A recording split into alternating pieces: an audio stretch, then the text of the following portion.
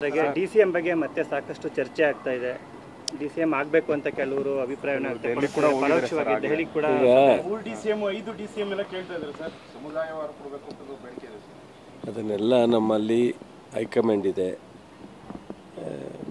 High command ಸ್ಪಷ್ಟವಾದಂಥ ತೀರ್ಮಾನ ತಗೊಳ್ಳೋ ಶಕ್ತಿ ಇದೆ.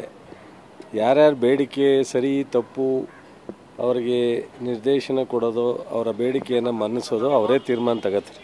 ಅದರಿಂದ ಆ ವಿಚಾರ ನಾವೆಲ್ಲ ಪ್ರವೇಶ ಮಾಡೋದು, ನಾವೆಲ್ಲ ಮಧ್ಯೆ ಹೇಳ್ತಕ್ಕಂಥ ನನ್ನ ಅಭಿಪ್ರಾಯ ಇಲ್ಲ.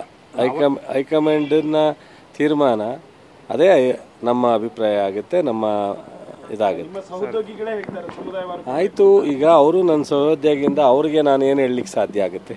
ಮುಖ್ಯಮಂತ್ರಿಗಳು, ರಾಜ್ಯದ ಅಧ್ಯಕ್ಷರು, ರಾಷ್ಟ್ರದ ಅಧ್ಯಕ್ಷರು ವೇಣುಗೋಪಾಲ್ ಅವರು, ಸುರ್ಜೇವಾಲಾ, ರಾಹುಲ್ ಗಾಂಧಿಯವರೇ ತೀರ್ಮಾನ ಮಾಡಬೇಕಾಗಿರೋದ್ರಿಂದ ಅದೇನಾಗಲ್ಲ.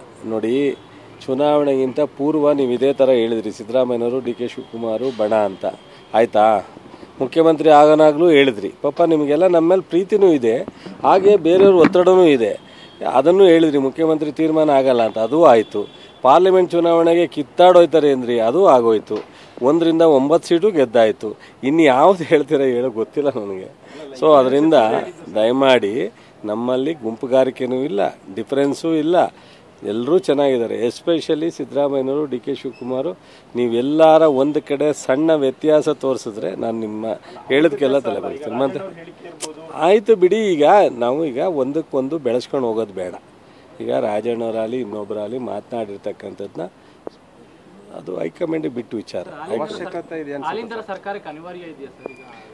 ನನಗೂ ಅದು ಪೂರ್ಣ ಮಾಹಿತಿ ಗೊತ್ತಿಲ್ಲ ಇರೋದ್ರಿಂದ ರೈತರಿಗೆ ಹೋಗಲ್ಲ ಅಂತ ನೇರವಾಗಿ ಹೇಳಿದ್ದಾರೆ. ರೈತರಿಗೆ ಹೋಗದಿರೋ ದುಡ್ಡನ್ನ ಜಾಸ್ತಿ ಮಾಡ್ಕೊಂಡು ಈಗ ನೀವು ಹೇಳ್ತಕ್ಕಂಥದ್ದು ಸರಿ, ಆದರೆ ನನಗದು ಕ್ಯಾಬಿನೆಟಲ್ಲಿ ಏನಾದ್ರು ಚರ್ಚೆ ಆಗಿದ್ರೆ ನಾನು ಭಾಗವಹಿಸಿ ಅದರ ಬಗ್ಗೆ ರೈತರ ಹಿತ ನೋಡ್ಕೊಂಡು ತೀರ್ಮಾನ ತಗೊಳ್ಳಿ ಅಂತ ಸಲಹೆಯನ್ನು ಕೊಡಬಹುದು.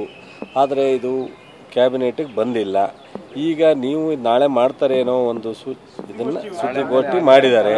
ಅದನ್ನು ಮುಖ್ಯಮಂತ್ರಿಗಳು ಇವತ್ತೇ ಮಾತಾಡ್ತೀನಿ ಅಂತ ಒಪ್ಪಿರೋದ್ರಿಂದ, ಅವರೇ ಮಾತನಾಡೋದ್ರಿಂದ ನಾನು ಬಹುಶಃ ಅವ್ರು ಮಾತನಾಡೋವರೆಗೂ ನಾನು ಆಫ್ ದ ರೆಕಾರ್ಡು ಟಿ ವಿಯಿಂದ ಮೀಡಿಯಾದಿಂದ ಹೋದ ಮೇಲೆ ನಮಗೂ ಅವ್ರ ಸ್ನೇಹಿತರೆ ಅವ್ರ ಹತ್ರ ಮಾತಾಡ್ಬೋದು. ನಾನು ಇಲ್ಲಿ ಮೀಡಿಯಾದಲ್ಲಿ ಹೇಳ್ತಕ್ಕಂಥದ್ದು ಅದು ಸೂಕ್ತ ಅಲ್ಲ ಅಂತ ಸರ್. ಹಾಗೆ ಚನ್ನಪಟ್ಟಣ